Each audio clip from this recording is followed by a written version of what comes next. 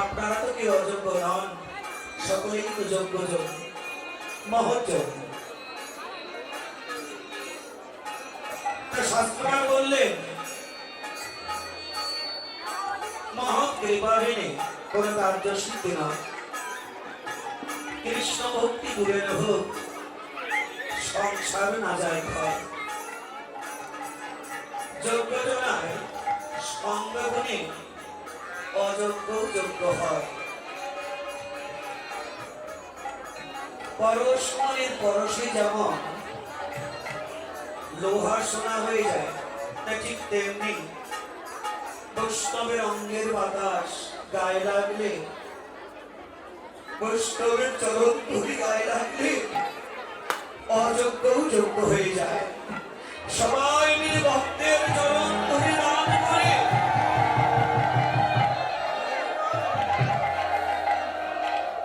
এই অযোগ্যকে আপনারা সকলে মিলে একটু যোগ্য করে তুলবেন। ভগবান যেন তার লীলা কথা তিনি যেন দয়া করে বলিয়ে দেন। হরিবল।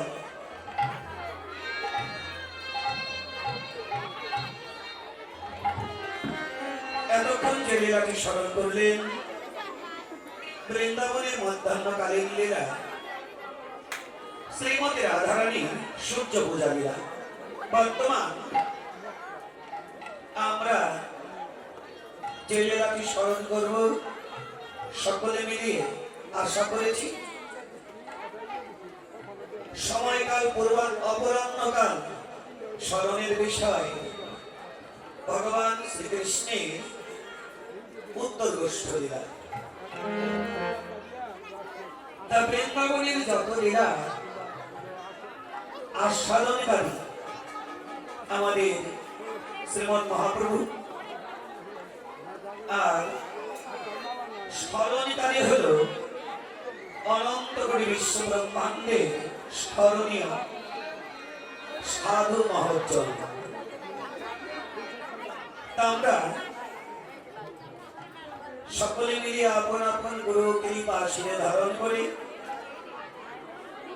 গৌরী লীলা স্মরণ করি, বৃন্দাবন লীলা স্মরণ করব। হরে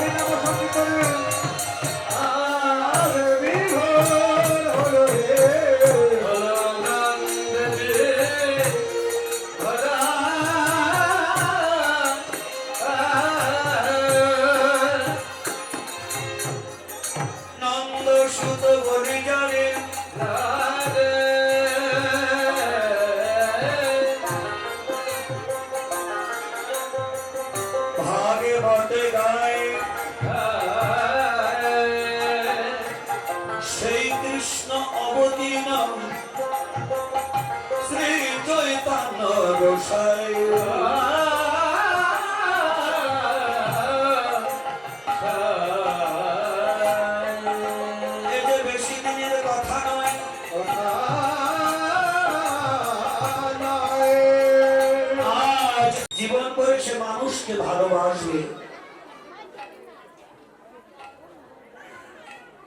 মানুষকে ভালোবাসাই হলো পরম ধর্ম। এটা আমার কথা নয়, শোনরে মানুষ ভাই, সকলের উপরে মানুষ সত্য, তাহার উপর নাই। তাই যে এখানে কথাটা হলো মানুষের মধ্যে ভগবান বিরাজমান। এই মানুষ ছাড়া ভগবানের কোন অস্তিত্ব নেই। আল্লাহ ভগবান যে যাই বলুন, যারা ধ্যান করে, তপস্যা করে, পূজা অর্চনা করে, নামাজ কালাম করে বা মসজিদে যায়, যদি প্রশ্ন করে না আল্লাহ কেমন, ভগবান কেমন, কেউ কি দেখাতে পারবে? পারবে না কি? কেউ পারবেন না। যাকে দেখানো যায় না, দেখা যায় না, কেবল অনুভব করা যায়। কি দিয়ে? অন্তরের মনসুদ্ধ জ্ঞান অর্জন করে, সত্যের অনুভূতি দিয়ে। ভগবান বস্তুটা হলো সত্যের মূরতি। মহাত্মা গান্ধী একটি গ্রন্থের মধ্যে লিখেছেন, ভগবান কোন বস্তু নয়, আল্লাহ কোন বস্তু নয় যে তাকে দেখা যায়, ধরা যায়, দেখানো যায়। সে হলো সত্যের মূরতি। ইংরেজিতে কথাটা বলেছেন ট্রুথ ইজ গড। এই মধুর একটি কথা বলেছেন, truth is god, god is truth. সত্যই ভগবান, ভগবানই সত্য। আল্লাহ ভগবানকে যদি জানতে হয়, ধরতে হয়, সেই মনুষ্যত্ব জ্ঞান অর্জন করে, সৎগুরুর কৃপা লাভ করে, যদি সেই সত্যকে যদি জীবনের মাঝে কেউ ধরে রাখতে পারে, সত্যর ধ্যান করতে করতে সত্যকে হৃদয়ের মাঝে ধরে যদি কেউ চলতে পারে, তাহলে একদিন ও সত্যের অনুভূতি দিয়ে ভগবানকে অনুভব করা যায়। আমাদের মূল কথা হলো, সত্যিকারই যদি কেউ মানুষের মতো মানুষ হতে পারে, তাহলে সেই মানুষ হলে সকলের মধ্যে ভগবানকে দর্শন করা যায়। সকলের মধ্যে ভগবান থাকেন, কিন্তু দর্শন করাটা বড় কঠিন ব্যাপার। সেই দর্শন করাটা অনেক কঠিন। শুদ্ধ স্বার্থে জ্ঞান, প্রেম, ভক্তি অন্তরে নিশ্চিত না থাকলে, বৈষ্ণবীয় ভাব না থাকলে ভগবানকে দর্শন করা যায় না। এই কথাটাই আমাদের রায় রামানন্দের সঙ্গে মহাপ্রভুর কৃষ্ণ কথা আলোচনা করতে করতে করতে করতে রায় রামানন্দ মহাপ্রভুকে বললেন, প্রভু তোমাকে চিনি চিনি মনে হয়। আগের অনেক ঘটনা আছে, আমি ওইদিকে যাচ্ছি না, কিন্তু একটি কথা বলছি আমি।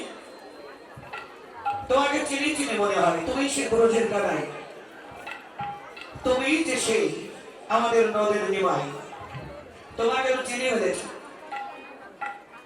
মহাপ্রভু বলছেন, রামানন্দ এটা কেমন কথা বললে? আমি কেন ব্রজের কানাই হতে যাব? ব্রজের কানাই তো আমার আরাধ্য দেবতা, যার কৃপা বলে আমি আছি। তিনি হলো আমার আরাধ্য দেবতা, তিনি আমার প্রভু। রায় রামানন্দের কথা শুনে মহাপ্রভু এই কথা বলেছিলেন, আমি সাধারণ একজন সন্ন্যাসী। রায় রামানন্দ বলছে, না প্রভু, তুমি আমার কাছে লুকানোর চেষ্টা করো না। তুমি যে কে এটা আমি তোমাকে চিনে ফেলেছি, ধরে ফেলেছি। তুমি আমার সেই ব্রজের কানাই। এমনই মহাপ্রভু মুচকে হেসে দিয়ে বলছে, রামানন্দ এটা সত্য নয়। কেন নয় জানো? এটা তোমার অন্তরের ভাবনা। কেন জানো? সাধন ভজনা করতে করতে, সেই মনুষ্যত্ব জ্ঞান অর্জন করে, ভজন করিতে করিতে যদি কারো অন্তরে এমনই কৃষ্ণ অনুরাগ জন্মে যায়, সেই অনুরাগী ভক্ত শুদ্ধ বৈষ্ণব যারা, সেই বৈষ্ণবের হৃদয় যদি অন্তরে একবার হয়ে যায়, সকলের মধ্যেই তিনি ভগবানকে দর্শন করতে পারেন। এই কথাটা বলেছেন মহাপ্রভু নিজে রায় রামানন্দকে। শুদ্ধ বৈষ্ণব যদি একবার কেউ হতে পারে, বৈষ্ণবদের দর্শন এমনই হয়। তা যাই হোক, এটা কর্মগুণে অর্জন করতে হবে। আমি জগতে কি নিয়ে এলাম, কেন এলাম, কোথায় ছিলাম, কোথায় এলাম, জগতে এসে আমার কর্তব্য কি, আমি কি করছি, জগতে কতদিন থাকবো, আবার কখন যেন এই সুন্দর পৃথিবী ছেড়ে আবার চলে যাব। এই আত্মতত্ত্ব জ্ঞানগুলি উপলব্ধি করতে হবে সদ্গুরুর চরণ আশ্রয় করে। যাই হোক, আমরা এবার লীলা প্রসঙ্গে চলে যাব। বৈষ্ণব কবি গীতকর্তা জগৎবাসীকে বললেন, জগৎবাসী দেখে যাও আমাদের নদিয়ার বুকে এবার কে এসেছে। সেই গোলকের হরি, গোলকের আসন পরি হরি, গোলকের উচ্চ আসন ছাড়ি নদিয়ায় কামালের বেশ ধারণ করি, জীবের দাবে দাবে দিয়ে ভক্তের চরণ ধুলারে দিয়ে বরাবরি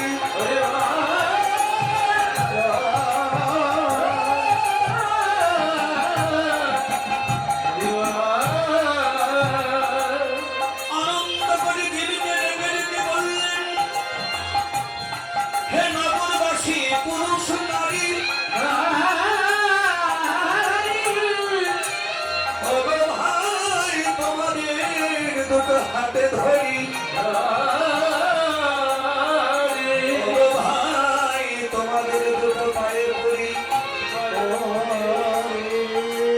একবার তোমরা সবাই মিলে দুটি বাহু তুলে বদন ভরে বলো হরি হরি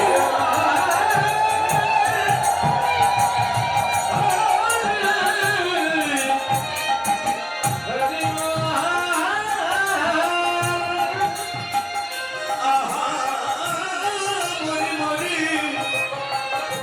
নদিয়ায় কে মাধুরী। এবার নিজে হরি হয়ে নিজের বদনে বলছেন হরি হরি। নিজ মুখে নিজ নাম উচ্চারণ করে নয়ন জলে ভাসলেন কাঁদলে। আর সুরধনীর ঘটনার কোলে নিয়ে নতুন একটি খেলায় মেতে উঠলে। বহিরঙ্গ ভক্তগণকে সঙ্গে করে নতুন একটি খেলা খেলছে। কি খেলা খেললো? ওই খেলাটার নাম সংকলন করেছে বৈষ্ণব কবি গীতকর্তা। হরি ও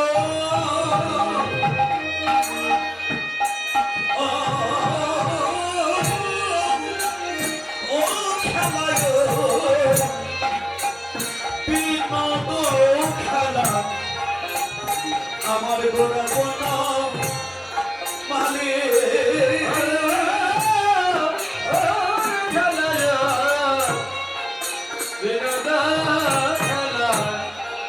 আমার গোনা গোনা মালে আরে খেলায় বিনোদ খেলা আমার গোনা গোনা মালে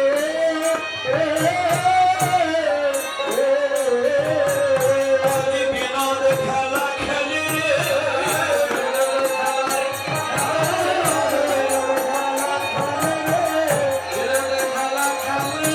আমাদের প্রাণে গৌর বিনোদিয়া বিনোদ খেলা খেলে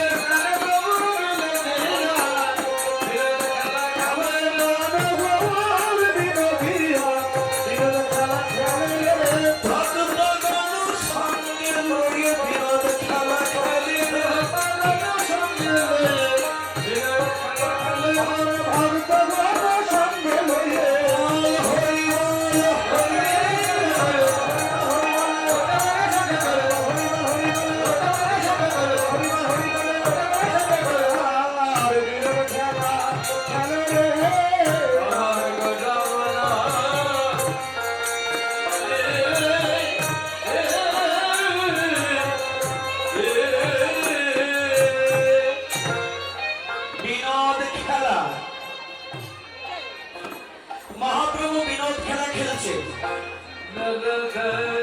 বিনোদ খেলার শব্দের হরিবল। বিনোদ শব্দের অর্থ হলো দুইটি। বিনোদ শব্দের অর্থ দুইটি। বিনোদ শব্দের একটি অর্থ হলো আনন্দময় খেলা, আরেকটি অর্থ হলো নতুন খেলা।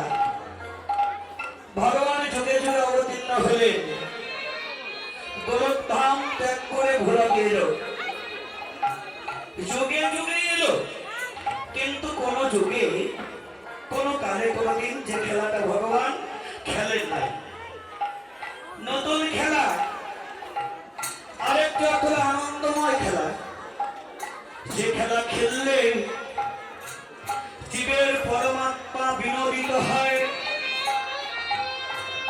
যে খেলা খেললে জীবের অন্তর মনোপ্রাণ আনন্দে ভরে যায়,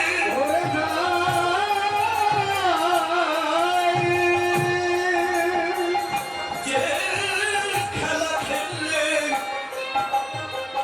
অন্তরের অভাব অনটন, চাওয়া পাওয়া দুঃখ বেদনা চলে যায়, যে খেলা খেললে জীবের কোনো পরাজয় ঘটে না, খেললেই জয়, যে খেলা খেললে হারলেও জয়, জিতলেও জয়, এমন একটি খেলা মহাপ্রভু নিজে খেলছে আর অনন্ত করে জীবকে দান করলেন। আয়না সবে ভাই, আমরা সবাই মিলে সেই খেলা খেলাই, যে খেলা খেললে দিবে আর জন্ম মৃত্যু নাই।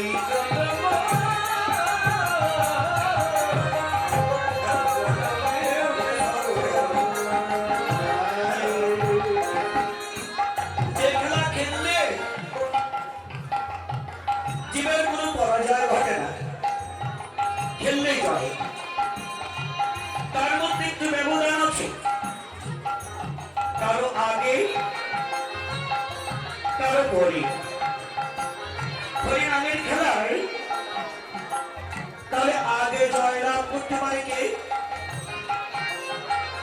বৈষ্ণব আচার্য গীতকর্তা বলেছেন, হরিনামের খেলায় তাদেরই জয়,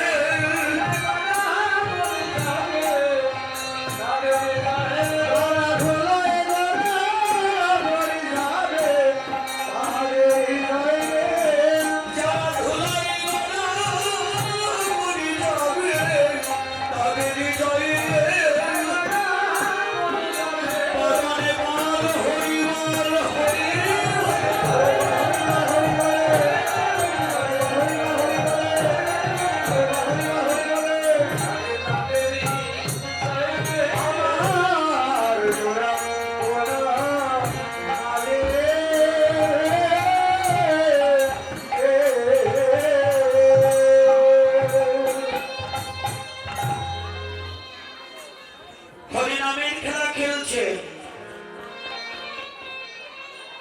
অনন্ত করে জীবের পরাজয়,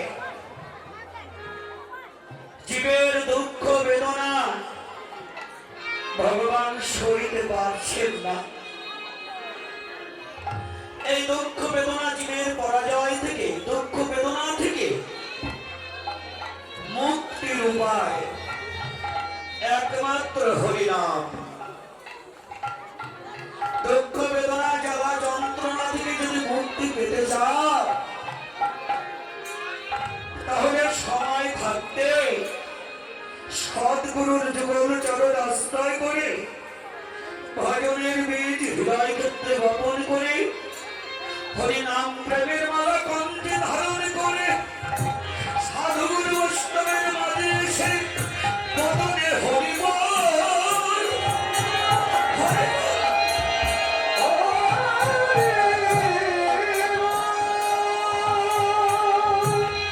হরি হরি বল হরি বল বলে যদি কেউ ধরায় ধরা করে দিতে পারে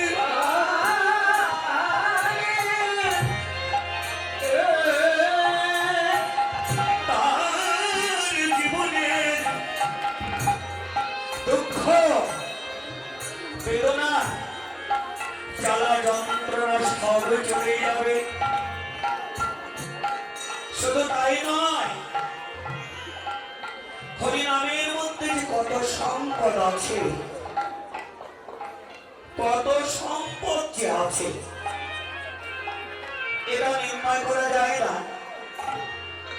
মহাপ্রভু বলেছেন, এটা আমার কথা নয়,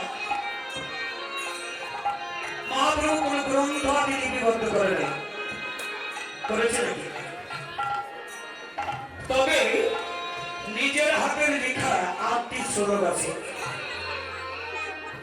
আজকে একটু আলোচনা করি। আলোচনা করব হরি কথা শ্রবণ করলে জীবের কি লাভ, হরি নাম করলে জীবের কি লাভ, সাধু সঙ্গ করলে তাতে কি লাভ, সাধুর বাতাস গায়ে লাগলে তাতে কি লাভ, ভক্তের পদধূলি অঙ্গে মারলে তাতে কি লাভ। এটা বলেছে মহাপ্রভু 8টি শ্লোক, তার মধ্যে প্রথম শ্লোকে বলেছে 7টি লাইন। প্রথম লাইনে বলেছে চেত দর্পণ মানে জানা, দ্বিতীয় লাইনে বলেছেন ভব মহাদাবাদের নির্বাপন, 3 নম্বর লাইনে বলেছে শ্রেয় কৈরব চন্দ্রিকা বিতরণ, 4 নম্বর লাইনে বলেছেন বিদ্যা বধূ জীবন, 5 নম্বর লাইনে বলেছেন আনন্দ বুদ্ধি বর্ধন, 6 নম্বর লাইনে বলেছেন প্রতিপদে গুরুমৃত সাধন,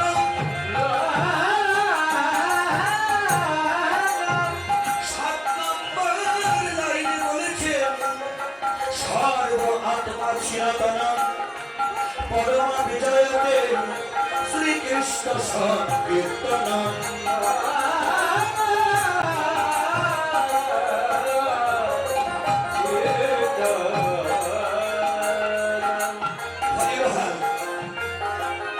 সমস্ত কীর্তনীয়রা এই শ্লোকটি বলে, কিন্তু শ্লোকটার প্রত্যেকটি কথার মধ্যে যে মাধুর্য মণ্ডিত রস আছে এটা অনেকে আমরা বুঝি না। প্রথম লাইনে বলেছে চেত দর্পণ মার্জনম, অর্থাৎ হরিকথা কৃষ্ণ কথা শ্রবণে, হরিনাম শ্রবণে প্রথম লাভ হলো চেত দর্পণ মার্জন হবে। এবার দ্বিতীয় লাইনে বলেছে দ্বিতীয় লাভ জ্বালা যন্ত্রণা থেকে মুক্তি হবে, ভব মহাদাবাগ্নি নির্বাপনম, সমস্ত জ্বালা যন্ত্রণা জীবের অন্তরে যে দুঃখ বেদনা জীব জ্বলছে, এই দুঃখ বেদনা থেকে মুক্তি পাওয়ার একটাই জায়গা আছে তোমার অন্তরে, যত দুঃখ বেদনাই থাকুক না কেন। অনেক দুঃখী মানুষটা যদি একবার এই সাধুর বাজারে এসে বদলে হরি বল বলে ভক্তের চরণে ধরে গলা করে দিতে পারে,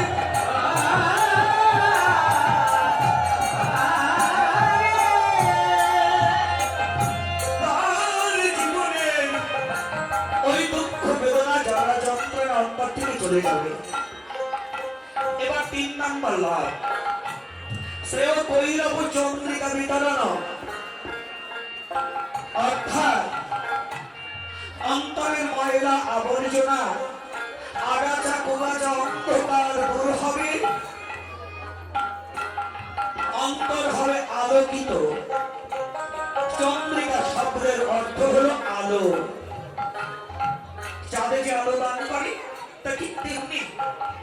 অন্তরটা হবে পরিষ্কার আলোকিত। 4 নাম্বার লাভ, বিদ্যা বন্ধু জীবন। সাধু সঙ্গ করতে করতে করতে করতে ভক্তের পদ ধরে গায়ে লাগাতে লাগাতে কৃষ্ণ করে ভক্তি বিদ্যা অর্জন করা যাবে।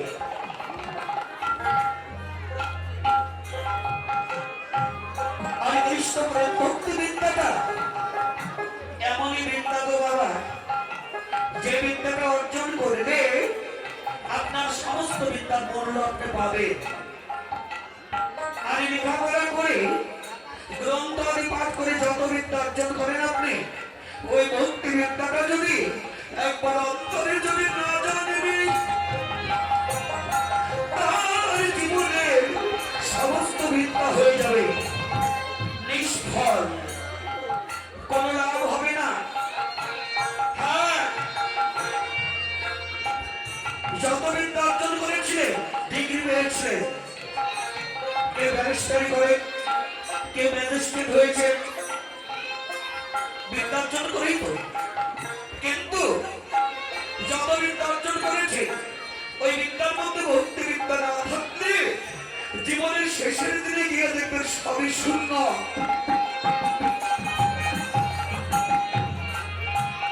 বামে এক লিখে যেমন ডাইনে একটা শূন্য দিলে 10 হয়, আর একটা দিলে 100 হয়, আরো একটা দিলে 1000 হয়, আরো একটা দিলে 10,000 হয়। এবার মনে করুন তো, ডান পাশে আপনি শূন্য করে দিয়েছেন, বামে যদি 1 না দিতে পারে, বাম পাশে যদি 1 না থাকে, ওই শূন্যের কোনো মূল্য থাকবে? থাকবে না, শুধুই শূন্য। তা ঠিক তেমনি সমস্ত বিদ্যার মধ্যে যদি ভক্তি বিদ্যা বিস্তৃত করা না থাকে গো মা, জীবনের সমস্ত বিদ্যাই হবে বৃথা বিদ্যা। বেশ, তাহলে ভক্তি বিদ্যা কি করে লাভ করা যাবে? না না না, লেখাপড়া করে গ্রন্থ আদি পাঠ করলে ভক্তি বিদ্যা পাওয়া যাবে না। ভক্তি বিদ্যা পেতে হলে একমাত্র সাধুর বাজারে এসে উঁচু মাথাটা যদি ভক্তের চরণে যত করে দিয়ে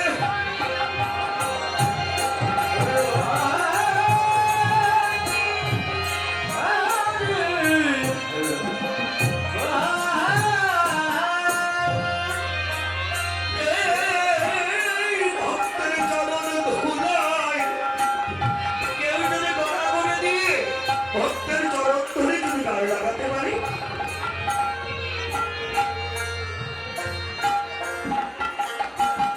তাহলে জীবনে ভক্তি বিদ্যা লাভ হবে। এছাড়া ভক্তি বিদ্যা লাভ করার কোন রাস্তা নেই। তাই তো মহাপ্রভু অনন্ত করে জীবকে জানিয়ে দিলেন, বুঝিয়ে দিলেন। ও ভাই, শুধু শ্লোকে বলেছে তাই নয়, শ্লোকটাকে লিখেছেন শুধু তাই নয়, ওটা তো মুখের কথা, নিজে আচরণ করে বুঝিয়ে দিলেন। নিজে ভগবান হয়ে ভগবানকে লুকিয়ে ভক্তের চরণ ধুলায় বলে গড়িয়ে গড়িয়ে বদলে হরিবল বলে কাঁদলে। আর অনন্ত করে জীবকে বলছে, ও ভাই, তোমরাও যদি জীবনে ভক্তি অর্জন করতে চাও,